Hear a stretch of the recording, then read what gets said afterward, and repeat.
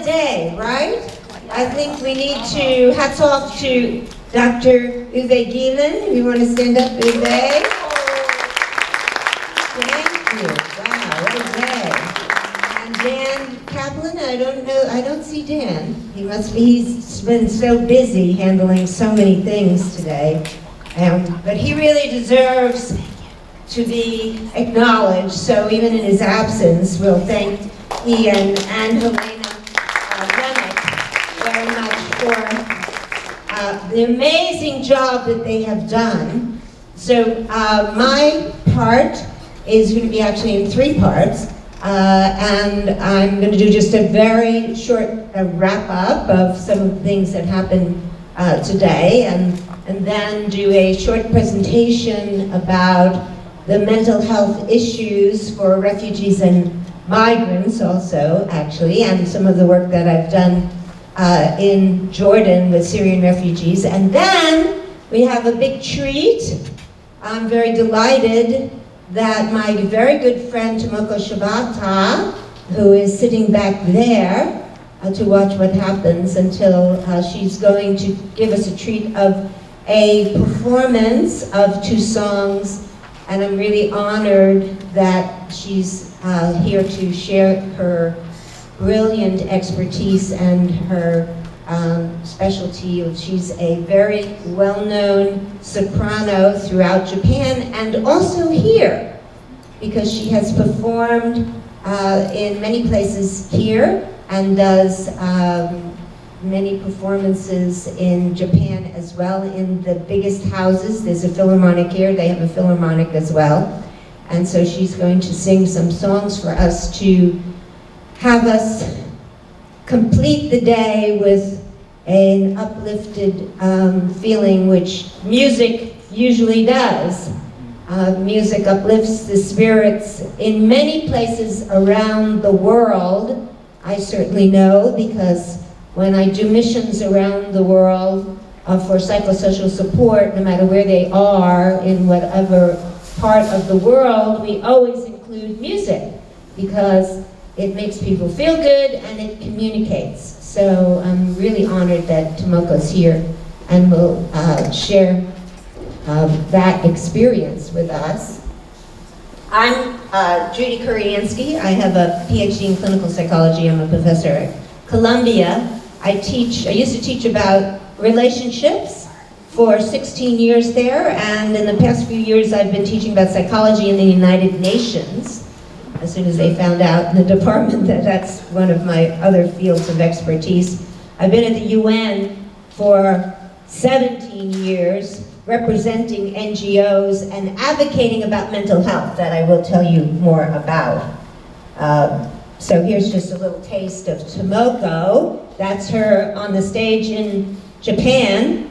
And on the right is Tomoko singing with my music partner, Russell Daisy, in Sendai, Japan, after the tsunami earthquake there. I've created a mission with some NGO on the ground in Japan, and Tomoko was kind enough to come and sing also to uplift the spirits of the people who had been through that experience. So, just so you know, when she performs for us, she's been all over the world and has been at Carnegie Hall and the Kennedy Center and the Tokyo Philharmonic, as I said, and the Japan Symphony, and also many times at the United Nations, at the Church Center, singing for the Commission on the Status of Women that just finished at the UN a week ago or so. It's all about women's issues. And a concert featuring the Hibako piano. That's the only piano that survived the bombing of Hiroshima. Very powerful. She also sings Leonard Bernstein. Does anybody know that it was Leonard Bernstein's 100th birthday? For fans, I see some fans. So, and she's, and also the Beatles. And she will sing a song from Paul McCartney. She's quite a humanitarian because some of her work is put together in songs of hope that honor the survivors of 9/11 here, because she lived actually downtown during the attacks on the World Trade Center. And so that was a powerful experience, and also clearly went through 3/11. Do you know what 3/11 is? Okay, because the tragedy that happened in Japan was on March 11th, so they call it 3/11. And is a professor and wrote a book about how we manage aging by having fun. Isn't that a great idea? I need that message. Anybody else here need that message? Yes. Great. So bless you, Tomoko. I'm sure many of you have seen, let me first review a little bit. This is a perfect picture to be showing at the time, because I'm sure you've seen some of these traumas, and we've heard talk during this day about the boats and people trying to get to safer places and putting children through the barbed wire and walking for miles and miles. So I'm actually standing here having goosebumps thinking about what we experienced all day today. So if there's any pictures that wrap up what we've heard from the entire day today, I would say that these are certainly that we've heard about the longing that people have for getting to a safer place, and also longing for going home. We've heard about all the traumas that they have experienced in their journey, the difficulties with legal issues and emotional issues. So I would say, in reviewing the entire day today, that what we've had here is a holistic view. So thank you to the organizers and all the speakers for giving us a picture of all the angles, really. We've heard about the mental health angles, and we've also heard about the legal issues that people face, and especially in our own country here, but we've heard about what's going on, what has happened in Turkey, and certainly the political issues in Germany, who has received a lot of refugees. So thank you, everybody, for that holistic view. Besides the issues, we've heard about different populations. So I'm really amazed. I sat here all day and I heard about Latinas and Chinese populations and even African populations, besides the Syrian population. So it's amazing, and we are really very treated to the fact that the organizers had that holistic concept of different populations. We also heard about different settings, people in the camps, and we also heard about the importance of interventions in the school systems for youth. And we've heard from different constituencies, from researchers, from clinicians, and even just now, the voices of young people going through this issue. So I think between the issues, the populations, the settings, and the constituents who have presented here, it's been quite a conference that you put on your shoulders and pulled off. So thank you tremendously. So I want to share from my perspective something that I feel is really important as a distinction, being that I'm at the United Nations. And that is that I find a lot of people get confused between the refugee issue and the migrant issue, and the definition of each of those, and particularly, from my perspective, the compacts for each of those. So I want to share that with you because I think it's important. At the United Nations, there was a meeting that mixed the two populations. In 2016, we had a high-level meeting at the UN that dealt with a summit on migrants and refugees in September. And you see there's some of the speakers who were there. It was one of these big meetings at the United Nations where people sit like in the kinds of, a room like where we're sitting now, and all the governments have their different labels of their countries, and they all make certain statements about the issue. And so in 2016, there was this summit on both populations. But then, after that, they got split. And so the governments decided, and by the way, the governments at the United Nations are called member states. That's the word they use, but they basically refer to the governments. And at the United Nations, if you were sitting there now, you would be an ambassador or a delegate from a mission. I'm saying that because if I use these words, you'll know what I mean. Different from the national government back home, but they communicate. So they split the process, and they decided that there's going to be 2 compacts. And so now, this is really important, I think, for this whole conference that happened today, is that for the first time in our history, there are compacts, which are government/member state agreements about how we are going to handle refugees on one hand and migrants on another hand in a separate process. And what happened is that the process that the migrants compact was assigned to was in fact the member states and the governments. And all of that was negotiated in Morocco in December of just this past year, and I was there. So that was the compact on migrants, done by the governments. And the compact on refugees was not done by the governments. The government said, okay, we're going to assign it to UNHCR, which is an agency. So the UNHCR came up with that compact, which is a whole separate piece of paper, an agreement, and go on the internet and read it in the PDF. Some of the issues clearly are similar, but they treat them very, very differently. So I think it's extremely important for us to know when we're dealing with these issues. Some of them overlap and some of them are different. So here's 2 different compacts for refugees and for migrants. The definition being different, people, and the process being different. The High Commission for Refugees, negotiating the Refugee Compact. And the governments, intergovernments and member states, those ambassadors and their delegates did the migration issue for years, for several years at the UN, and then went to Marrakesh to do it, to finish the negotiations. Now I went through both of them.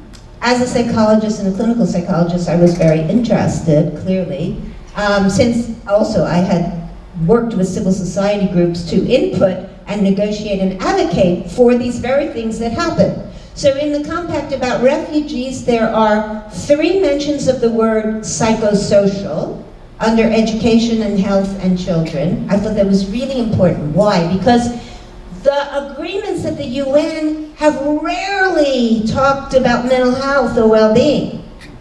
And the Sustainable Development Goals negotiation, which I was part of, fortunately got 5 words in it that, thanks to Ambassador Otto and myself, did say about mental health and well-being. So this is really important. And since we've had so many talks here about the issues of trauma, that psychosocial support is in 3 times for refugees. Mental health is mentioned twice, and resilience is mentioned 7 times. But it doesn't use the word psychosocial resilience, which is what we have advocated for, because resilience could be the buildings and how far they are from everything. So in the migration compact, psychosocial, the word is mentioned 4 times. Counseling is mentioned 3 times. That's very interesting. What an acknowledgement of psychology, really. Mental health, the word is only used once, and resilience is used 4 times. So this is a huge move forward for all of psychology and even social work and all the related fields, that we can point to these compacts and say we really care about the well-being of people. So Mexico and Switzerland were the 2 countries who were what we call the co-facilitators of the compact on migration I'm talking about now. So that's the delegate who was the only man of a team of 4, and there were three women who wrote the document. It's not the ambassadors who stood there and did it. And it's important to know that Mexico is a huge supporter of health and mental health. That's a meeting with the Mexican mission at the UN that I had during the negotiations for the Sustainable Development Goals. And on the left is a meeting about bullying. And the government of Mexico has committed to working against the issue of bullying, which I think is also incredibly important for us to know. This is what the migration compact looked like up at the top, how a dais of people, the high-level people are working. And there was a meeting of civil society. That's also important, I think, to point out, because in the negotiations for the issues of refugees and of migrants, that civil society, NGOs, academia even, is very welcome. Their voice, our interests, our opinions, our research, particularly, is very welcome. Both those compacts, when they're negotiated, wanted to know what are the evidence-based interventions that help refugees and that help migrants. And so that's extremely important for us to know that our voice is really heard. Several of the countries, there were 5 countries who opted out of the compact on migration. That was us, the US, Hungary, Israel, Poland, and Czechoslovakia. And then 12 countries abstained from it, and some were out of the room. So the Summit for Refugees and Migrations came out of what's called the New York Declaration. I'm telling you that in case you read about these things, you'll know, what it all meant. This was the initial declaration before I told you they separated. And then the Global Compact for Refugees has these 4 key objectives. There are more objectives in the Global Compact for migrants. Easing pressures on the countries that host large numbers of refugees. We know who those were. We were hearing about them at the talks today. Building the self-reliance of refugees. We like that word resilience and reliance is in there. And expanding access to through resettlement and pathways. That's a big word. We keep hearing about pathways. And supporting the right to return, which is another big issue. So this is an example of just a team. What we did, the committees of civil society people at the UN got together and we would meet with the governments. My assignments, I met with Lebanon that you see here. I met with the Russian Federation, with the UK, with India and Pakistan to try to get them to understand the people issues and the other issues that the group wanted to promote, which included following up on the commitments. Why? Because, by the way, it's important to know compacts and agreements that happen at the UN are not legally binding. What does that really mean? I mean, the governments agree, but then they can't force the countries to do anything about it because there's what's called sovereignty. So here's an example of a civil society meeting. These are people from the Pacific Islands. Why I think this is really important and was important to me is that there is such a thing as people who are really losing their country as a result of climate change. This is a very major issue that I and some of my colleagues are very committed to right now. The fact that the Marshall Islands, as just one example, is sinking because of climate change. And that where are these people going to be? We call them now climate refugees. Because due to the climate change, they are going to lose their home. And where are they going to go? This is so urgent and it's so shocking that nobody is doing anything about it yet. Oh, we hear this word being talked about at the UN, but the people are not really mobilized. And yet this will become an urgent problem. And so One of the meetings that we were having before all these compacts were finished in the negotiation were from people from the Pacific Islands, because they're the ones who really are going to suffer a lot from this. And our work, we're holding up papers because we wrote all these statements about the urgency to pay attention to the climate refugees that are happening.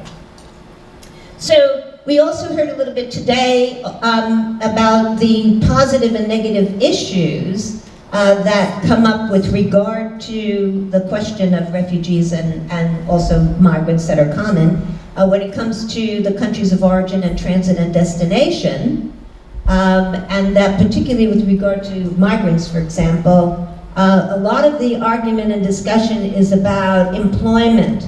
And the fact that people who are coming to another country are bringing skills. So we shouldn't think they're just taking up all the resources and draining them in the country of their destination, but they're also bringing positive things and opening up the society. So this is at the core of some of the debate. So the major psychological issues, some of them have been explored today. What's the meaning of home and the importance of really belonging. There's a lot of psychological research and discussion even before the issues of refugees and migration related to the importance of belonging and what it means for all of us actually. And the key psychosocial issues, feeling safe, building your strength, getting rid of the stigma, which is so rampant, the grief that other people have referred to in some of the presentations today, and connecting with each other that I'm going to show you in some examples of activities. So I want to get to that. The refugee crisis. Okay, so some of the issues that are really important is obviously the children, and a few people have referred to that during the talks today. That the children are especially vulnerable, that they are really taken advantage of, they're subject to trafficking and sexual abuse and exploitation, they're not attending school, and so what's happening to that whole population of young people who are not being educated. Oh, wait, I'm going backwards. Okay, so one of the presentations just earlier was talking about using apps. So there are a lot of companies now who are working towards using our handheld devices to offer psychosocial support to people who are in these situations who don't have access, because the concept is, how do we get access to people in low resource and in traumatized situations? And so this is just one company that's creating, sort of there you see popping up, a conversation with this virtual counselor answering questions about the trauma. So now I just want to talk a little bit and demonstrate a little bit about the intervention that I did on a mission to Jordan to work with Syrian refugees with this humanitarian organization that was all doctors, medical doctors. For many years, that's all they brought, medical doctors, and this is the team 1 year of psychologists. Myself and a student and a psychologist from California, and it was a wonderful experience to merge the medical and the psychological aspects of really providing support. In any case, this is something that we're paying a great deal of attention to at the UN, and that is integrating mental health services into primary health care. And so here's our preparation at the hotel of getting all our supplies together. This is on the trip from Amman, Jordan, to other areas throughout the country to where the refugees actually were. Because we didn't go to the camps, we went to residences and neighborhoods. And one of the presentations here today talked about that really out of the so many refugees living in, for example, Jordan, that only a percentage of them are in the camps. We usually think of that, but no, they're dispersed throughout different neighborhoods. And how did they find out? So we would set up, it would almost be like these flash, parties that kids have when they have those flash parties. So somebody would find out where we were setting up, and then another person would call on the phone, and then the other people would call, and then all of a sudden there'd be hundreds of people showing up for emergency medical services. So here's an example of one of the buildings in a community that we went to. And then this is what it ended up looking like in the waiting room, with people just lined up waiting to see. Did you say something, Elaine? The kid is cute.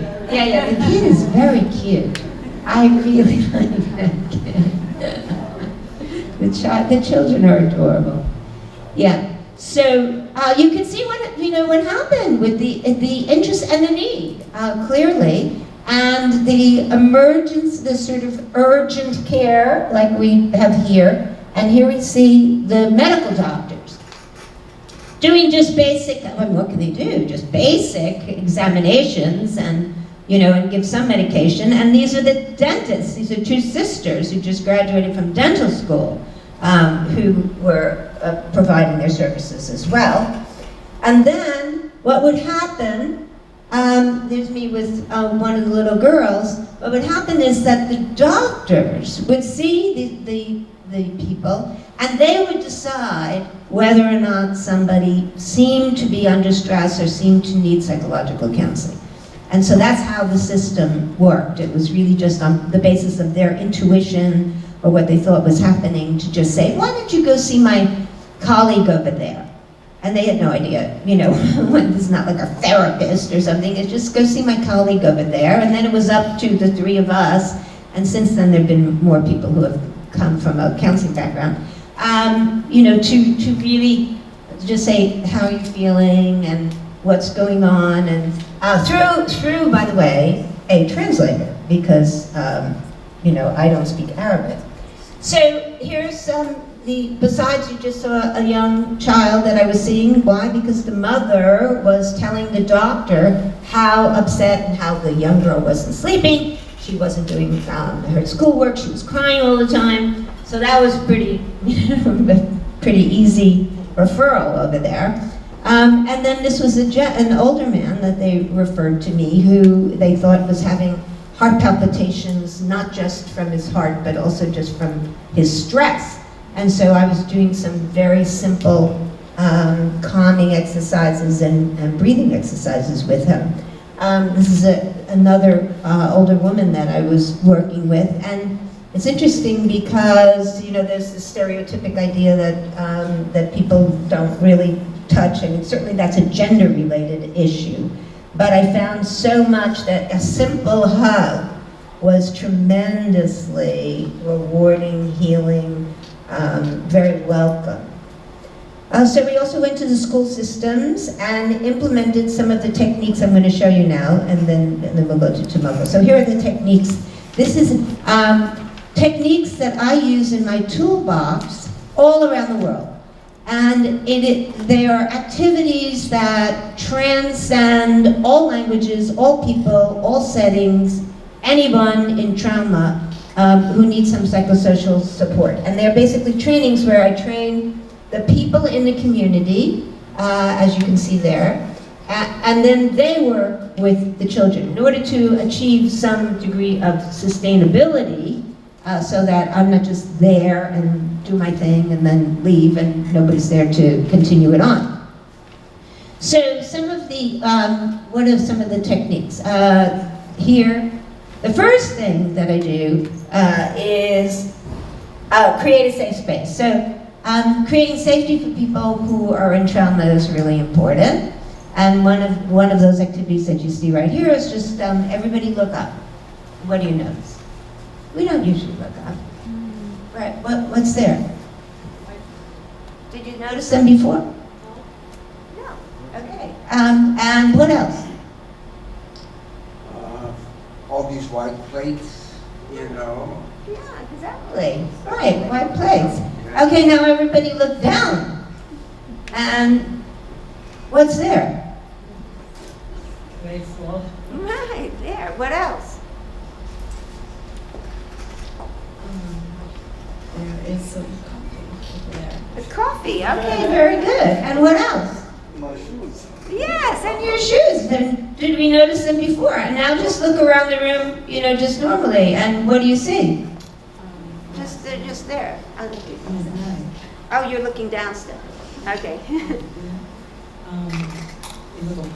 Yes, people. Okay. And so that's part of creating the safe space. Everybody just turn to the person next to them and just notice the other person next to you and smile. Yeah. Because when somebody smiles, it's impossible not to smile back. This is part of a simple thing. Children love it too, as creating a safe space. We're getting used to where we are. Blue wall, lights over there. This is the safe space concept. Okay, so then another technique has to do with creating your dream or recognizing your dream. So that technique goes like this. It usually uses a ball, but you know what? It doesn't matter. It could use anything indigenous to the space. And so I just throw the ball and I say, okay, stand up, say your name and say your dream, and everybody repeat back her name and not what she wants to be, but as if she is it now. So here, I'm going to throw this to you, okay? So now you say, my name is, and I want to be a tenured kid. Okay, my name is Nana Marfo and I want to be an astronaut. Wow, that's great. So then we say, hello, Nana Marfo, right? You are an astronaut. Okay, ready? Hello, Nana Marfo. You are an astronaut. How's it? Wowee. Great. Yeah, thank you. Oh, you're so cute. Thank you. Yeah, so you see, here's the ball, okay? Then you throw the ball to somebody else, and then they say it, then, well, you can throw it and we'll move on, but just throw the ball to somebody. Is someone open? It doesn't They're matter. asking me to go home. There you go. So she would carry it on. Okay, so you felt good about that. You see, you take the future thing and you make it real, and children really love that. It's an affirmation. That's the important part of it too. Okay, so we're going to do one more thing and then we'll get on to Tomoko.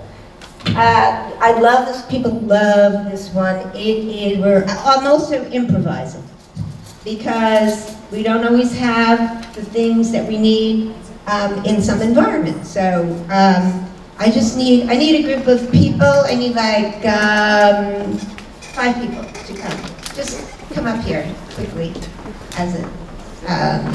Okay, so this is the 3 principles that I do, and all these exercises that I'm telling you now, go towards building resilience. That's number 1. Empowerment, which is strength. That's one of the Sustainable Development Goals, and for women's empowerment. And the third one is community connection, because people are disjointed and and in trauma. They need to know. Research shows connection with others makes them feel better. So I'm going to ask you to just pretend that these are like pens, but put your finger like this at one end, right?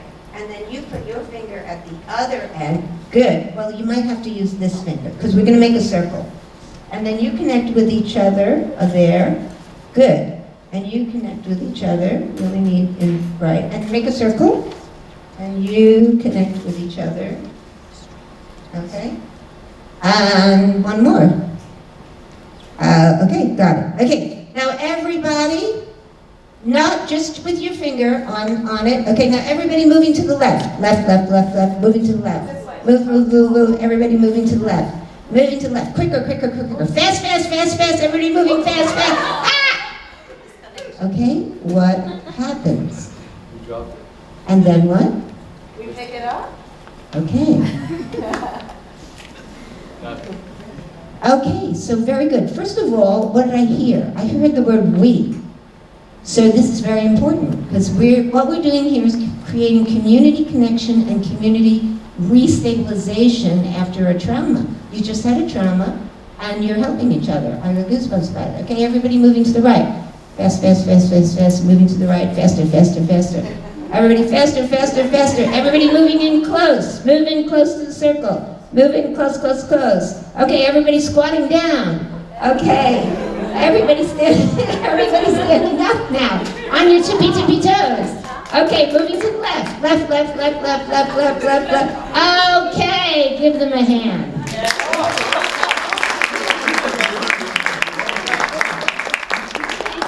Wow, that was awesome. That was awesome. I got my exercise. Awesome. Well, how did you feel? Wait, let me ask you how you felt. I can see. Beautiful. Okay, well, thank you. How'd you feel? You all ran away so quickly. We were really working together. We didn't have a whole lot of problems. That was pretty good. How did you feel? Felt strong. Wow. That's beautiful. Thank you, thank you, thank you, thank you. Yay. Wow. Okay. So, you see the ball, there's the activities and the children. The last thing that I do is to create a pillow with them. All the kids draw a bird, and the mothers help sew the little pillow together, and they use it as a toy and also as a contact comfort, which is a psychological principle. So there we go. And certainly music is comforting, and so I'm delighted to really ask Tomoko to join us up here.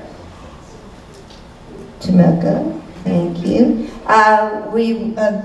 The piano is there so that she can tune. We'll have to just image the keyboardist. He had an emergency and couldn't come, so I'm really very honored that Tomoko's willing to sing a cappella for us, which is a very big deal. So thank you, and you've heard about how talented and how special it is that she's here with us. Thank you very much. Hi, my name is Tomoko Shibata. I'm an opera singer. I used to live in the United States a long time ago. Sometimes I'm coming here for a different purpose. Still, I'm challenging to sing, and I'm 60 years old. I'm 60 years old. I have a cancer. I have breast cancer, and then I had a 9/11. I was in downtown, and everything I have experienced, just be there, was like changed my life.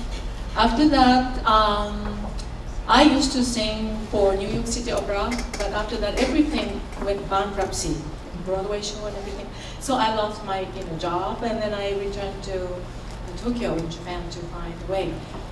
We are talking about the refugee today, and about my aspect of my concern as a refugee in Tokyo, Japan, is actually we don't express ourselves much as like you do. So we put everything inside. We have a problem. We don't talk about the problem. So it's very difficult for us to share a lot of things deep in my heart, in our heart. So when I come here in America, I felt really free. And when I want to cry, I cry. And I talk to my dear friend like Judy about everything I should talk about. So I think a small amount of the refugee in my country is, Japan is a wealthy company, but we have a lot of problem inside about families and stuff now. The kids killed, like parents, kids, It's really a lot of things. So I would like to sing for you today about two peaceful songs. One is Do We Live in the World with Uncertain Future by Paul McCartney, Liverpool Oratorio. Without pianist, so I feel like, so forgive me.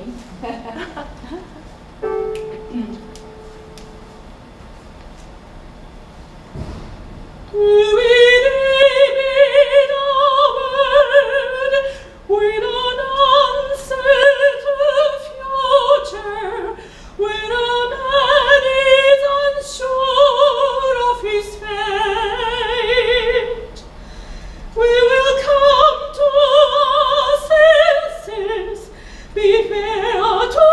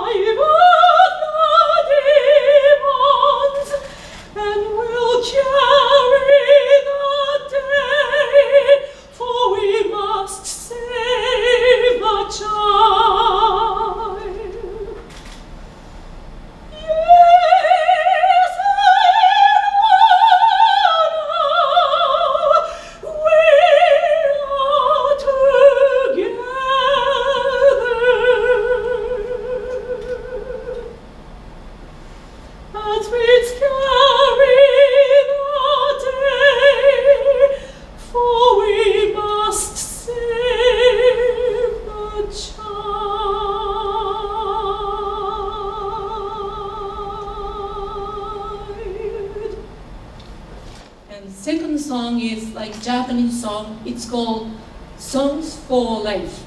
So I just like to explain to you what is the meaning of this song is. When I wonder what is the meaning of life, I feel the kindness and warmth of the people in my life. We met by miraculous accident in the giant universe. This I treasure more than any jewel.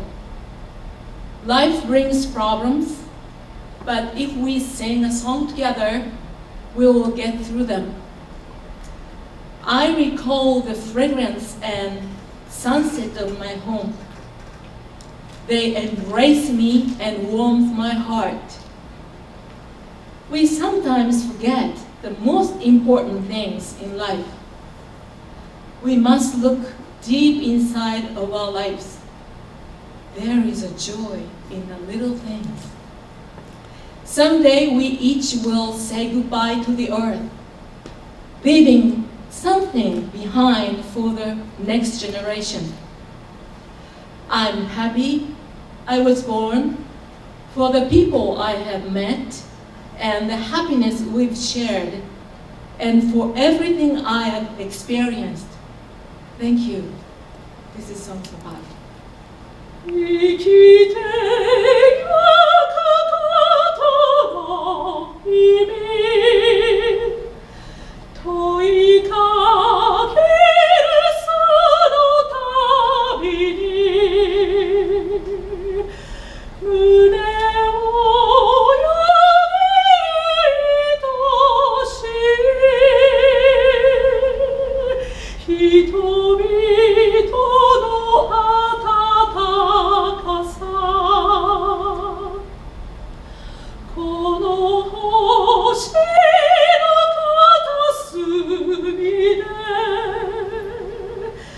巡り会えた奇跡はどんな宝石よりも大切な宝物泣きたい日もある絶望に嘆く日もそんな時そばにいて寄り添うあなたの影二人で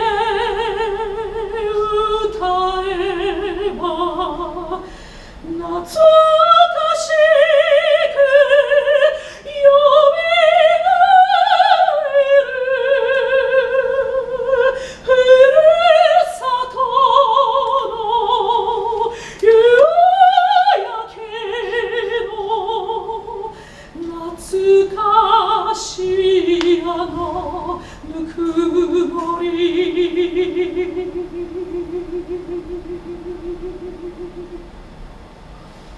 本当に大事なものは隠れてみないささやかすぎる日々の中にかけがえない喜びがある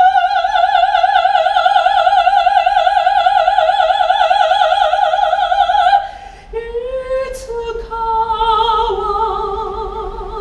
誰でもこの星にさよならをする時が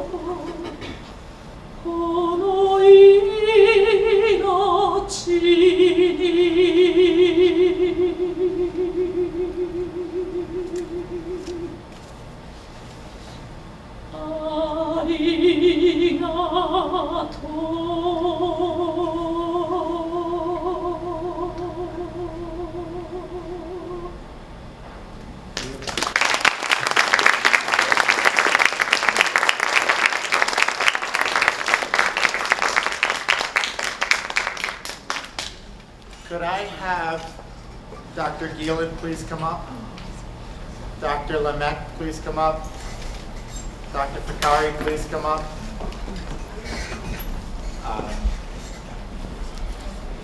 This event has truly been special. It's been a remarkable journey, and it could not have happened without so much institutional support, the wisdom of all of you, the presenters and attendees as well. But it wouldn't be right for me to hand this out without everybody here. So I'm going to ask Dr. Judith Kuriansky to come up, please. So this certificate is in recognition of all that you do, all that you've done, and all that you will do. We're truly grateful that you came to give us your closing remarks and tied everything together. I love how you did that. So we would like to bestow this upon you as a small recognition. In addition, you're not done yet? You're not done yet? In addition, we're very, very grateful that Tomoko volunteered to sing for us. This was so unplanned, but so beautiful, and it humanizes the whole event. Dr. Kuriansky reached out to me, I guess it was last Friday, and she was like, hey, I have this remarkable Japanese opera singer, and she really would put a nice bow on this event. So we wanted to bring you up as well and say a small thank you as well.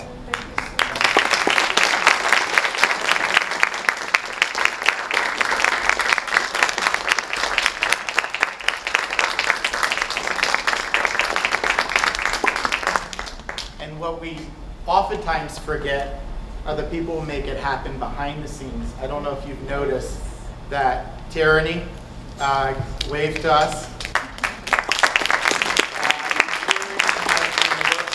Overtime. Literally, I think I got an email about midnight one night, and she was still working to make this happen. The beautiful programs, flyers, promotional materials, they're all her. All her.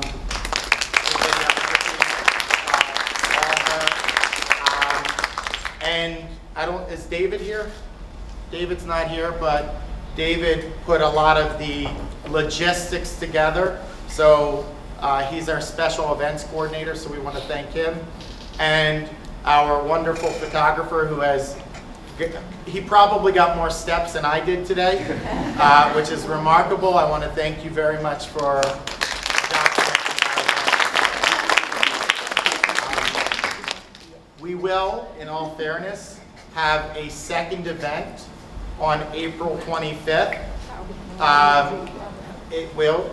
We're already planning it. The program is done, and we would like you to consider coming back. It's a remarkable event.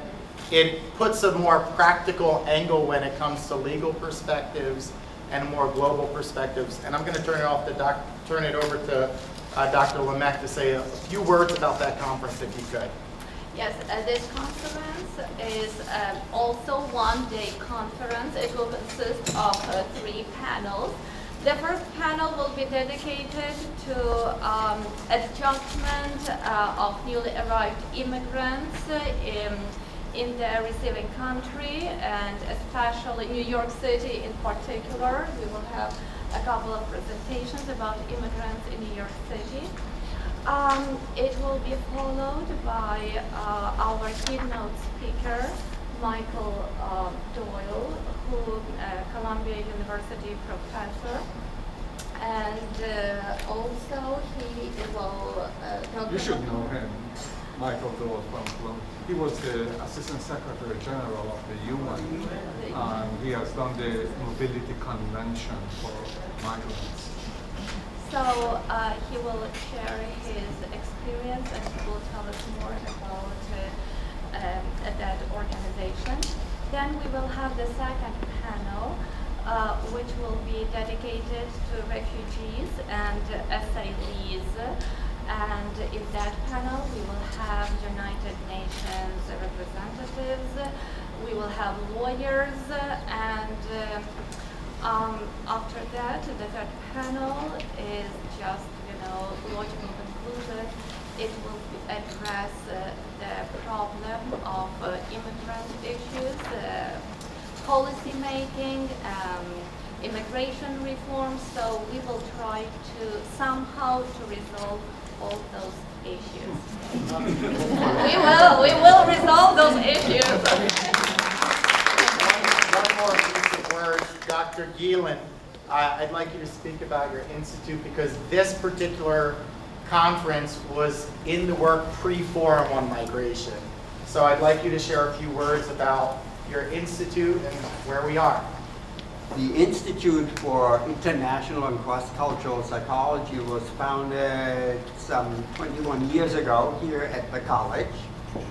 And over the years, we have had like 80 or 90 events. At present, there are also quite a few publications coming out of the Institute. It's not specifically focused on migration, but like some other psychologists, including Dr. Kuriansky, over the years, some of us have sort of gotten around the world and have tried to make psychology not so much a Western or specifically American discipline, but something that travels across borders and brings in the so-called majority world, right? And the Institute is still dedicated to this purpose. And Dr. Gielen has written, what, 18 books? 28. 28. Do I always? Wow. 28. I always shortchange with 10 books. I don't know why I do that.